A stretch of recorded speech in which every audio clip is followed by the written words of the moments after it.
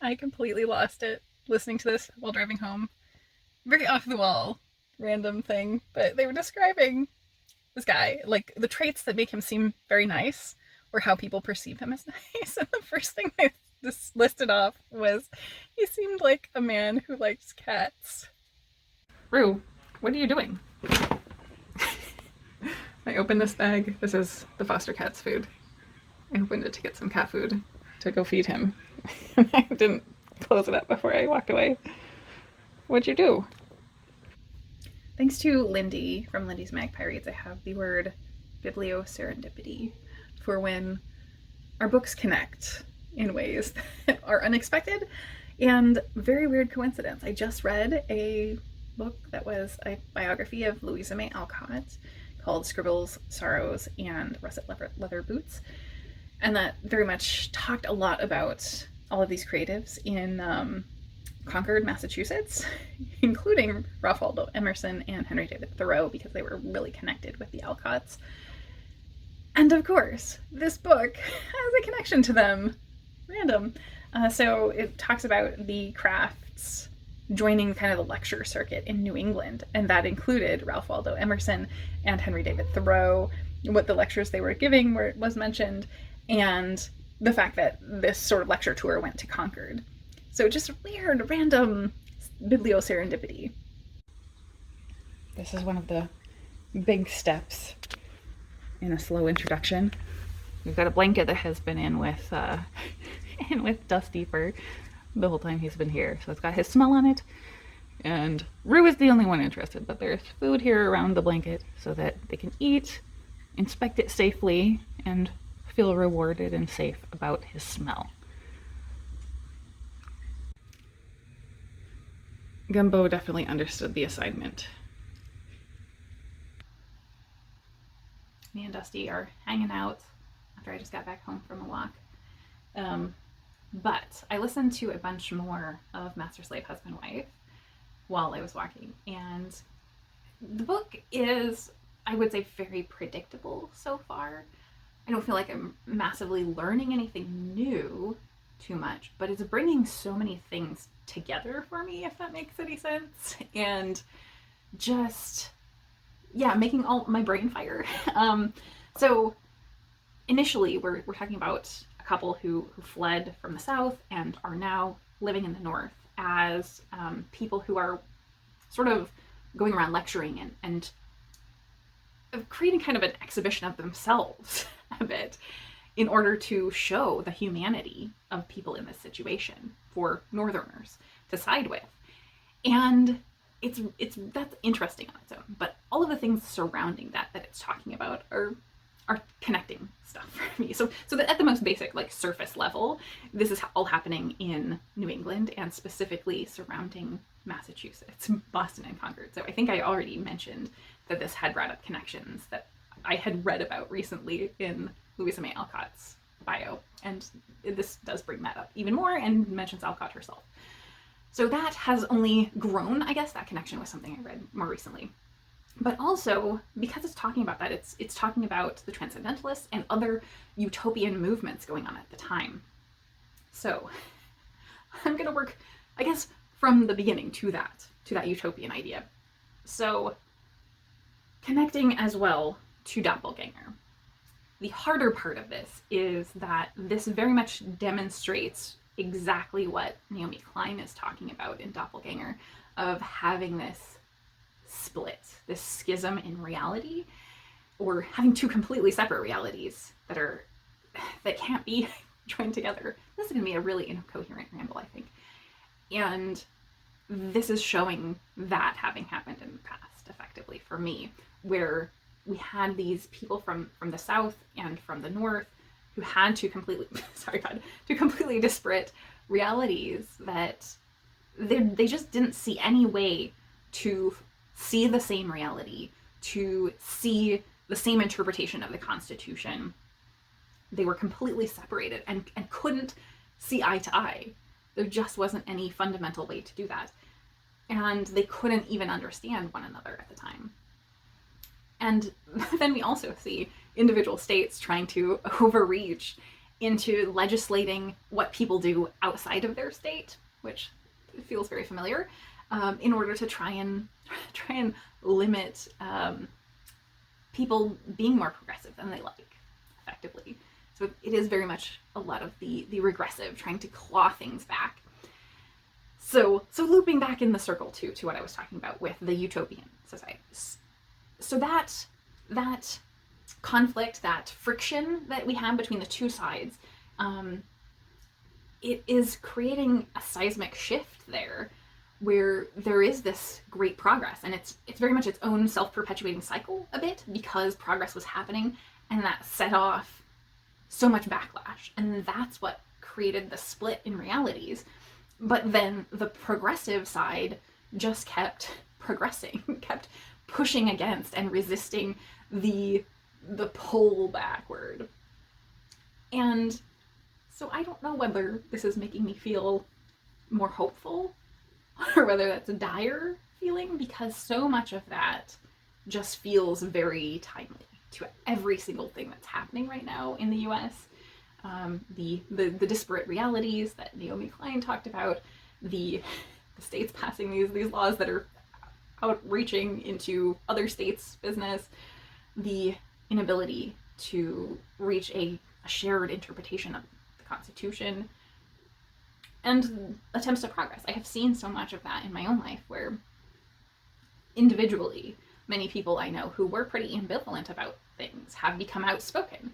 Now, fortunately for me, most of those in progressive ways. On the trans issue, I think so many people who are very anti-trans and vocally anti-trans just say, stop throwing it in our faces. But at the same time, the people who are being more vocal and saying things out loud now, it's all in response to the fact that people are trying to actively take away those rights, trying to silence the idea that trans people exist. And so it heartens me to see that vocal outreach to say, yeah, this is not okay to take away people's rights, to take people's freedoms, and they're putting that progress forward more vocally than they would have before. So that does hurt me, but also it is horrible to see such echoes of things that we're going through in not just one area, but in dozens of areas, it feels like, where we're trying to make all of this progress at once. And so many areas are regressive, areas in terms of like topics and ideologies. So yeah, this is connecting so many things for me. And yeah, it has been great to read, because I think this one and Doppelganger both were not my favorite books as a book, and had some drawbacks, but they're connecting a lot for me and really, really helping me think. And Dusty is a very friendly guy, as you can tell.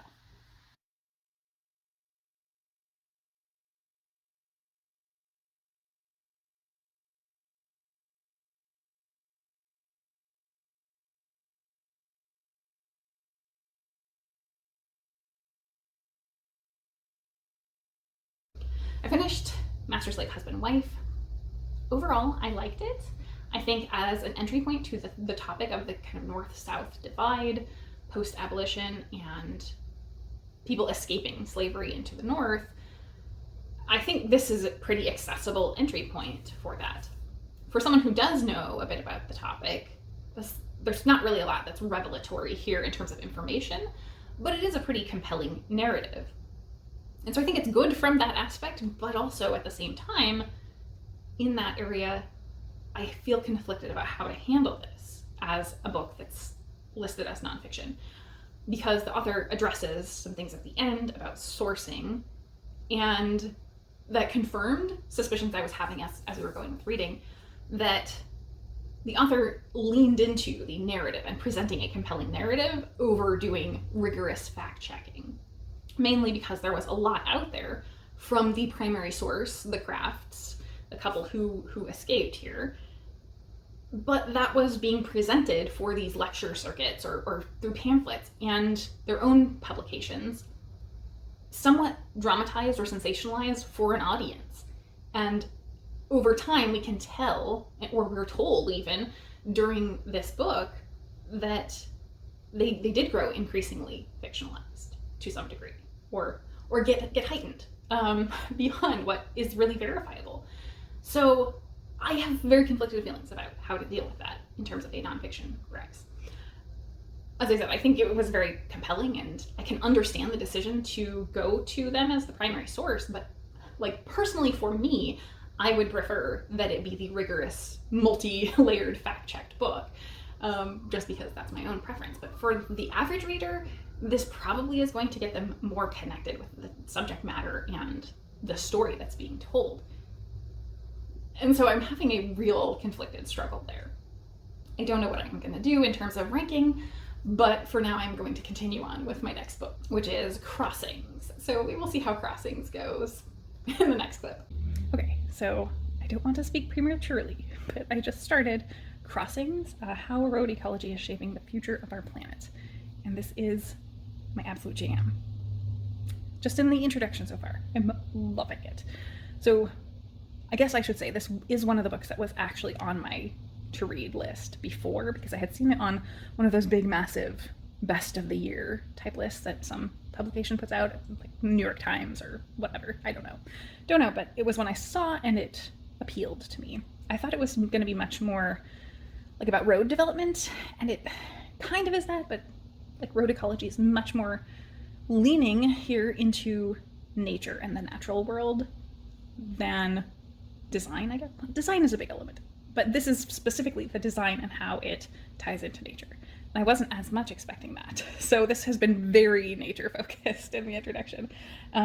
So things like right at the beginning, it almost starts out kind of thrillery because he talks about these scientists who were studying cliff swallows and the fact that they were just sort of collecting the bodies of road-killed cliff swallows for no particular reason. And then one year realized there were not so many bodies anymore that they were collecting. And all of a sudden, oh no, oh my God, we figured out we've been collecting data on this phenomenon of road swallows, not road swallows, cliff swallows evolving like to survive the roads. And just like what a hook to pull you in, like it's so gripping. But it really flies through a lot of different topics, and I think the thrust of it in the second half is really how we can design roads better and the projects to do that.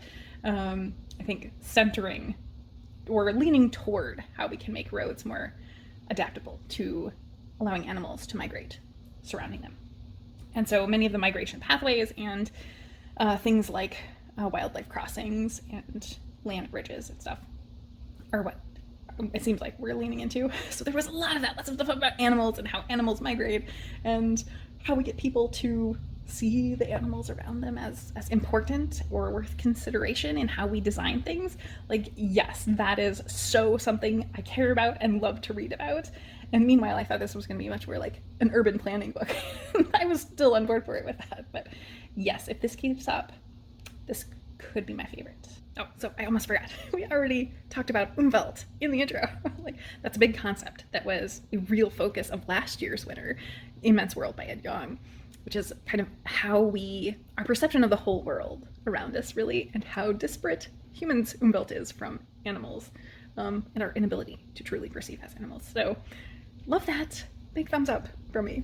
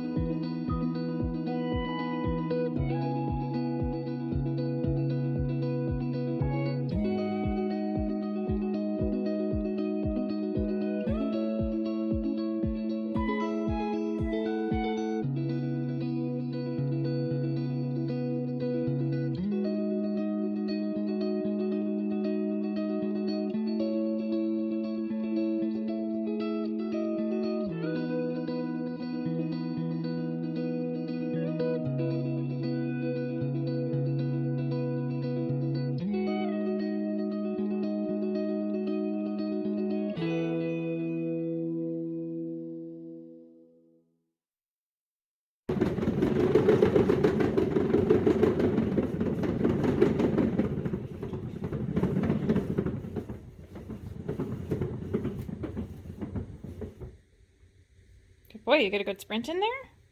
Nice. Good job, Rue. This passage perfectly encapsulates this book. Like wildlife rehabilitation, participatory road ecology is a form of both reparations and resistance, a collective acknowledgement of automobility's destructiveness. Science, Robin Wall Kimmerer has suggested, can be a powerful act of reciprocity with the more than human world. Noticing the dead honors all that animals give us in life. If attention is the most basic form of love, Hicks and I could have been said to love roadkill that day. Or at least to love the animals that had become roadkill. I also newly empathized with them. Cycling along US 93 was to experience a highway from the outside, the wrong side, to feel the wind and the kicked up gravel and the impossible mass of a logging truck chewing up a straightaway, to understand the vulnerability of a soft and living body in a world made for machines. It was to feel a lot like prey. It is a day later and I'm already almost halfway through Crossings. It's unputdownable. I am absolutely loving this book. It appeals to everything I love in nature writing. Just at a prose level, it's really lovely and descriptive. There's a lot of hard content that I would normally kind of shy away from. Roadkill is very prominent through every aspect of this. The damage and loss of life is really staggering to read, and it can be hard at moments. But it doesn't feel like that is really centered. It feels like there is a lot of hope and empathy to this. So every chapter, every topic that he's talking about, he is really centering the ideas of what are we doing, what can we do to make things better from where we are, and even what have we already done. So we get a lot of history surrounding roads and what's been done to improve in the past, what people have researched over the years, and that doesn't sound fascinating, but it really is.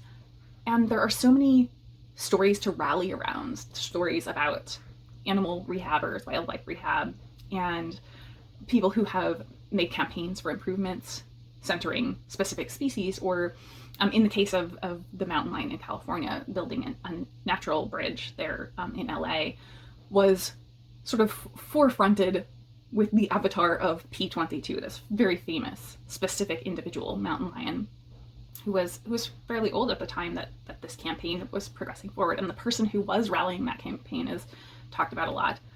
But then there's kind of the sad, heartbreaking aspect that they did this knowing that it wouldn't really benefit P22, it would benefit those in the future.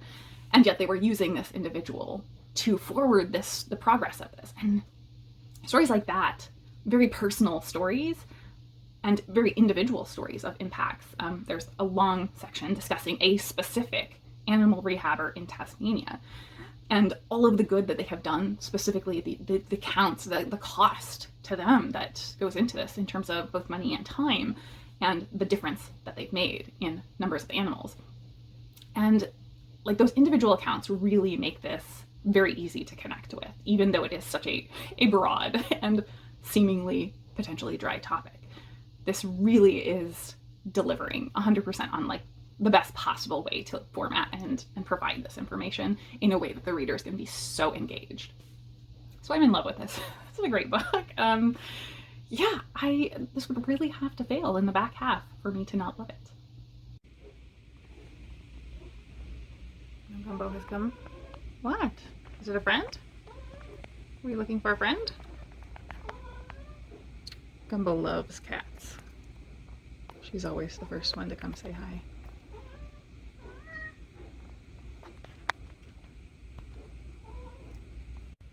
It's the first time seeing one other. There's a Roo over there. Yeah, did you say hi? You did. Capybaras, Abra said, were Brazil's version of white-tailed deer, the species most often involved in dangerous animal crashes. When I expressed surprise that a rodent, no matter its unusual size, could imperil a driver's life, Abra explained that capybaras were social creatures, prone to blundering across highways in herds. You don't die when you roadkill one capybara, you die when you roadkill the whole group, she said.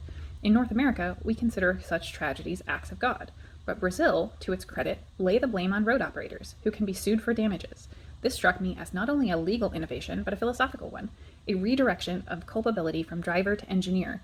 Installing fences and wildlife crossings was no less integral to public safety than repaving lanes or keeping signals functional. Abra's best friend had recently struck a fox and called her in tears. Abra advised her to report the incident to the police. She said, "What? I killed the animal, Abra said. Her conscience is heavy. She doesn't want money. How many people think like that? But this is a failure in their service. Roadkill was not an accident, but a systemic crisis. So I just love that.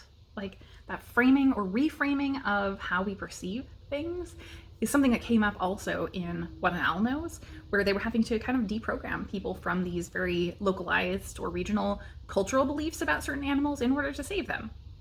And that's kind of what this is talking about. This is talking about something that we as America, or even Great Britain, the primary focuses of this book, have shaped our perception of animals and animal collisions on the road in a certain way so that we reduce or minimize their importance. And in fact, that's kind of a social and political decision rather than something that's fact.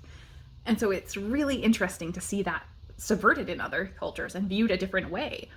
That also connects back to another Booktube Prize book that I read, not for Booktube Prize, but Poverty by America, that got knocked out last round. It was a very good book. That so much focuses on undermining the idea that things are the way they are and can't be changed, or we can't think about them in a different way. And so this is very much about reshaping how we think about our symbiosis with animals and roads.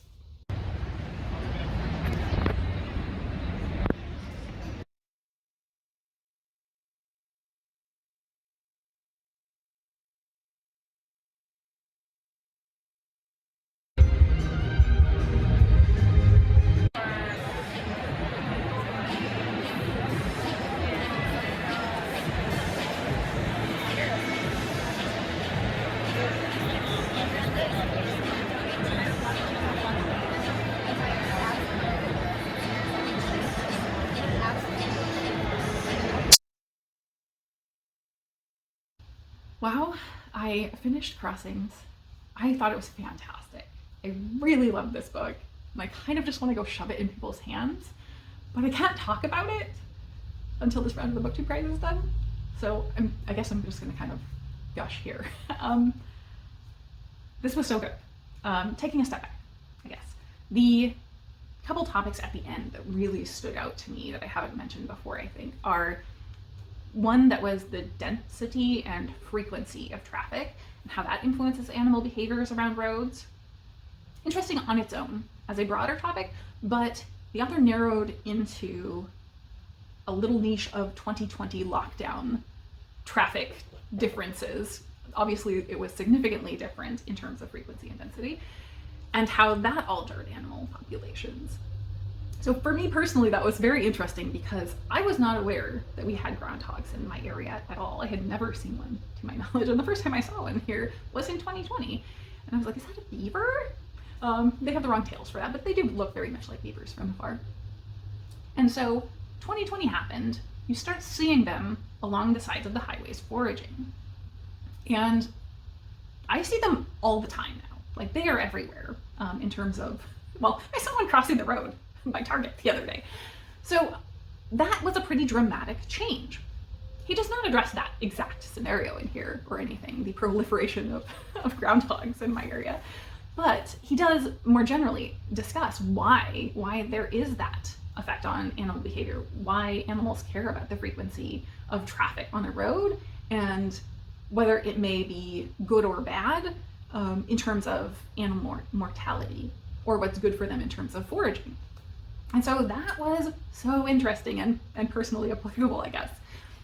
The second topic that I think I want to talk about is really the end cap to this book. And I think he made a really smart choice, because all through this book, of course, we have been very focused on animals' perception and the ways we can do things better for animals. But also occasionally he would lean toward what is in it for us too. And if anyone has been a holdout through reading all of this, he does finally get to somewhat of a self-serving topic, discussing the really negative effects of roads on humans as they're currently designed, and that we can design them better. And very specifically, most of that topic he is covering is negative effects and the fact that they are very disproportionately uneven in their detriment to minority populations. And things like having a significantly longer commute if you're in a minority population is a researched and studied thing, very typical, and has longevity and health effects. Things like communities being divided, specifically impacting more impoverished communities, where roads will be laid down in ways that separate living and working spaces and make people whose lives are already hard, harder. And so I think tackling that and closing the book a bit with something that's gonna pull people in who maybe couldn't get sold on the idea of, well, we should help the animals just because when we can do better, we should do better.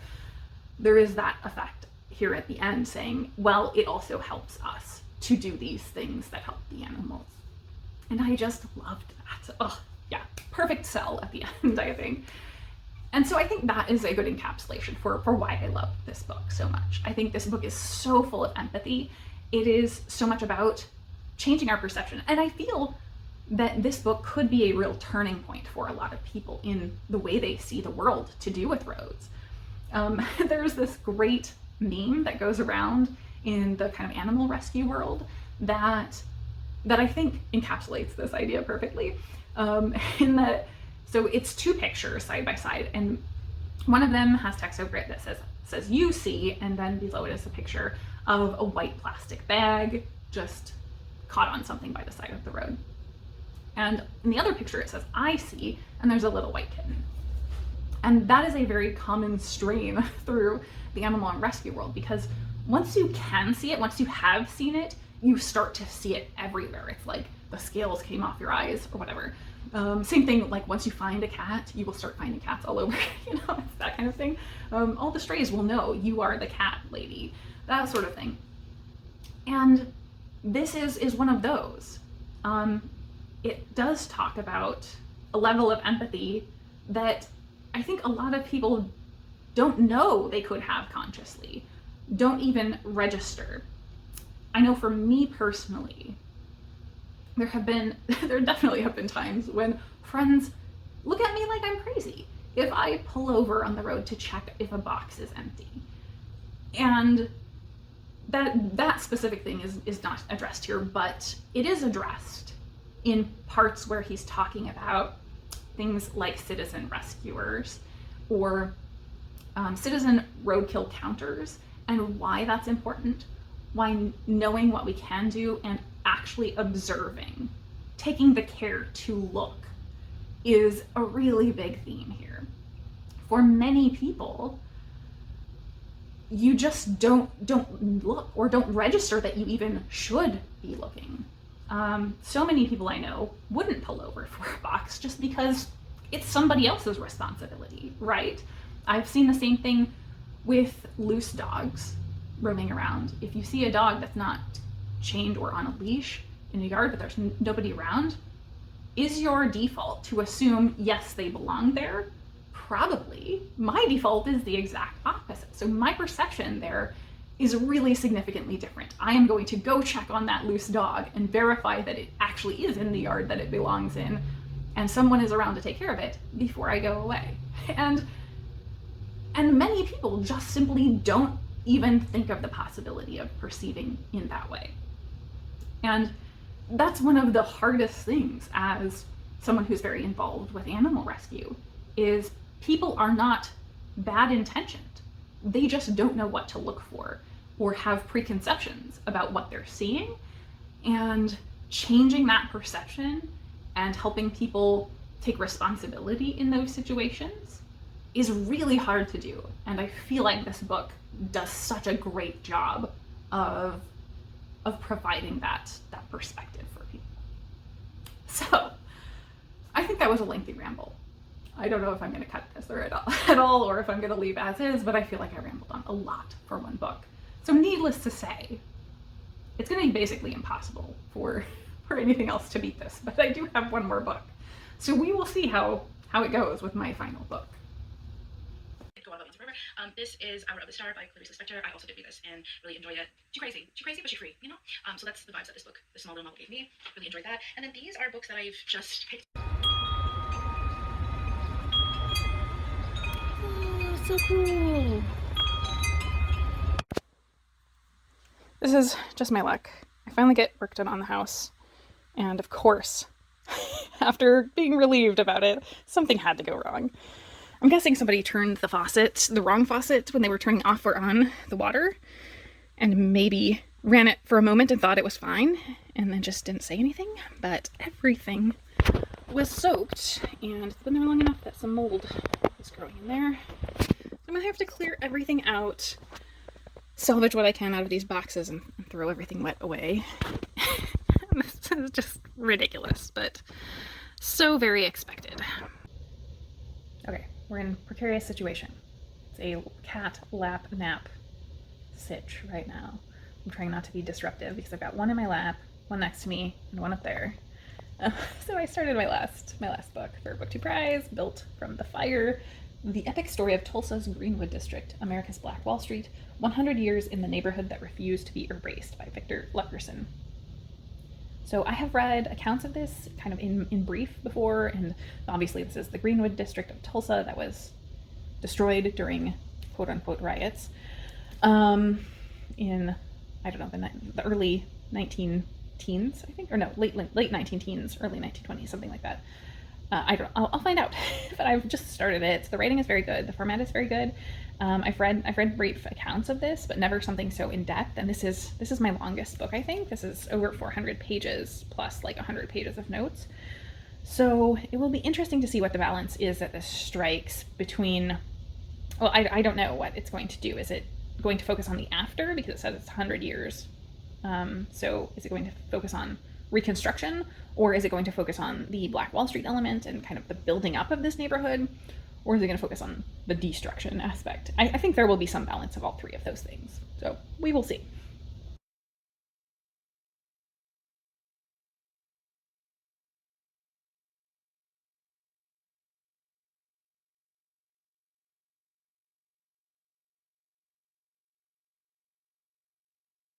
I really like the font choices and chapter headers. Lots of pictures throughout. Photos, documents, maps, that sort of thing. So it's really, really engaging. We're having our after cat breakfast cuddle, watching Suey visit little free libraries. So after a year and a half, I finally rebuilt my bed after my dog passed, and immediately the cats went to explore underneath as the first order of business. Well, I'm halfway through Built from the Fire. It's moving along really quickly. I don't have a ton to update on other than this is very, very consumable and readable, even though it's kind of packed full of information. Like there's a lot of information on every page, lots and lots of notes and references, which I love to see, but it definitely is not feeling its size, even though it is quite long. So this kind of flew by, and I'm learning a lot, definitely. There are two little tiny baby faces under their parent there.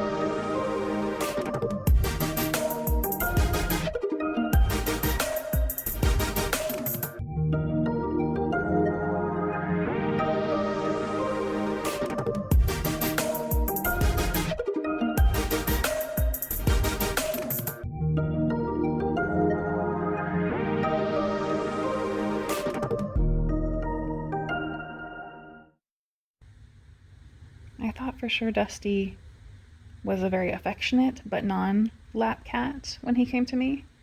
Because if you put him on your lap, he would hop down immediately. But he did always want to be close by. But after just a couple weeks, if there is a lap, he will seek it out. No, he just needs to warm up a little bit. I'm trying to read. Got less than 100 pages left. We're at almost 400 pages.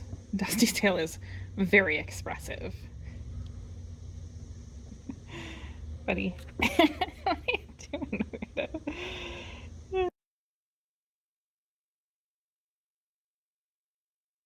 Success! I finished my last book, Built from the Fire by Victor Leckerson. So I'm done with Booktube Prize reading, and I really enjoyed this. This was a very good book, and it didn't fall into the things that I was kind of worried about. I think I mentioned up front, it felt like the topics of either the sort of Black Wall Street of the Greenwood District before or the Greenwood District massacre that happened in 1921 could have been sort of the focus and just dominated this whole book. But this actually does stay very true to the subtitle of 100 Years in the Neighborhood That Refused to Be Erased. It's a pretty steady progression of those 100 years from, well, it's a little more than 100 years. So from just before the 1920s and telling us how this was a thriving business and economic center of Black Wall Street in Greenwood District in Tulsa.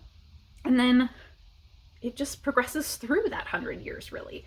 It certainly does give weight to those things early on, but this is much more establishing a narrative of the generational progression over that 100 years.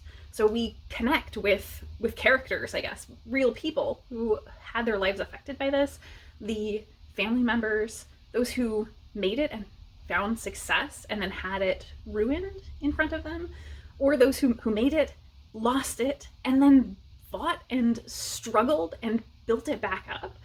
And those struggles, I think, were so hard to take, but yet so heartening as well, to see the hard-fought, hard-won successes.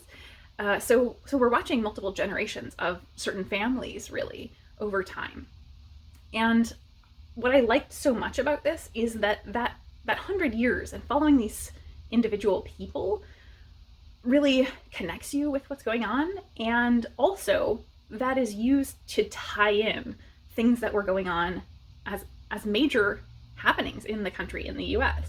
So things like Plessy v. Ferguson and Brown versus Board of Education, this kind of fight for desegregation in schools, or I guess I skipped over, even before that, we talked about just after all of this happened and people had lost their businesses, they were hit again with the Great Depression, and then civil rights movements, and then all of these key aspects in the US that were happening over this 100 years is very much connected back to these people. And even up to modern, we see a inciting incident for the Black Lives Matter movement here with a police murder of a Black man in Tulsa. It's not described in detail, but the after effects are, and the way that impacted their community is a very strong element. The ways that it has had a positive change to their community, and they have actually finally seen some movement and progress for things that they have been demanding for those 100 years.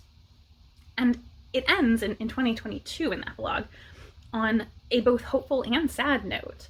Hopeful because of some of the progresses specific to the Greenwood Massacre and things that are happening there. But at the same time, it looks at the regress that's happening with anti-race measures, specifically in schools, and the discussion surrounding the ways that telling this story is being very censored. So I do just want to read off a small snippet of talking about that topic here. Because of HB 1775, one high school teacher in Northeast Oklahoma has declined to assign her students Killers of the Flower Moon, a nonfiction 2017 book about brutal murders of indigenous people in the Osage Nation. Another teacher in Oklahoma City has removed real-world statistics from her math classes meant to help students engage more effectively with lesson material. Ryan Walters, the new state superintendent, has promised to go further to enforce the new law, railing against the, quote, left-wing indoctrination, unquote, of Oklahoma students.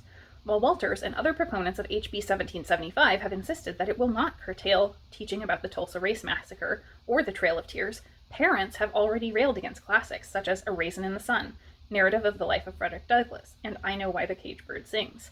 A chilling effect sweeps through Oklahoma classrooms, and the spark of knowledge every educator hopes to ignite in their students grows dimmer. It's not about parents' rights. It's not about liberty, Regina said at this meeting, where the state board voted to punish Tulsa schools. This is not the time to go along with this national agenda, to not do right by all our children. They need to see themselves in our history. And so that is something that really just remarks on how timely this book is, even though it feels like a story we should have been hearing in our history classes for so long. And it's even more hard-hitting that throughout this book it's mentioned that this is not the only place where this happened. It didn't just happen here. It happened lots of places. And it's such erased history. So I loved that this is a really dense, thick book. It's full of notes and annotations. Lots to see there, lots to dig into, to go further if you wanted to. And yet it's so very readable, and it's such an important story, I think, to hear. And it's very grounded in the people's lives that this affected. So yeah, I really liked this a lot. I don't think I have said anything negative about this one in this reading vlog or any of my clips. So I honestly can't think of anything negative, other than maybe that it is long. So if you don't want to read 400 pages about this topic, you probably are not going to pick this book up. But man, I just thoroughly enjoyed this. I thought it was a really fantastic, well-presented book.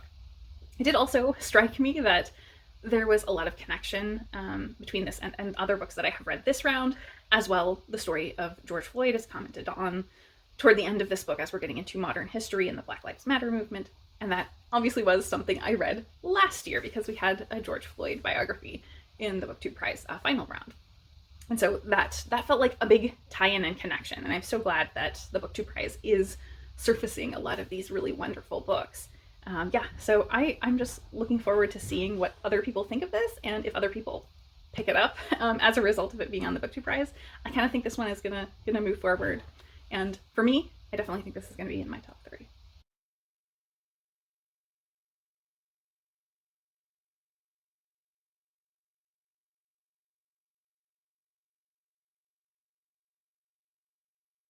So I think with that, I'm rounding down this vlog. This is interesting because I feel like we're only at the quarterfinal, but I didn't have any duds really here. I had one book that just kind of wasn't really for me, but I don't feel like it was a bad book. The rest of these were pretty great reads to me, so it's going to be a hard decision how I rank these. So I think that I'm going to do a separate video, just a short ranking video that I'll put out probably before this, in time with whenever the announcement of what moves forward in the next round comes out at the beginning of June. So I think that's to be expected. I'm going to need some time to think about my rankings for now. So I guess I will leave everyone there. These were great books. I can't wait to see what everyone else thinks of these and what moves forward, because it is really going to be a tough choice. So that is it for me today. Please let me know if you enjoyed this vlog at all, or if you're going to pick up any of these books, because I truly hope more people do. So thank you so very much for watching.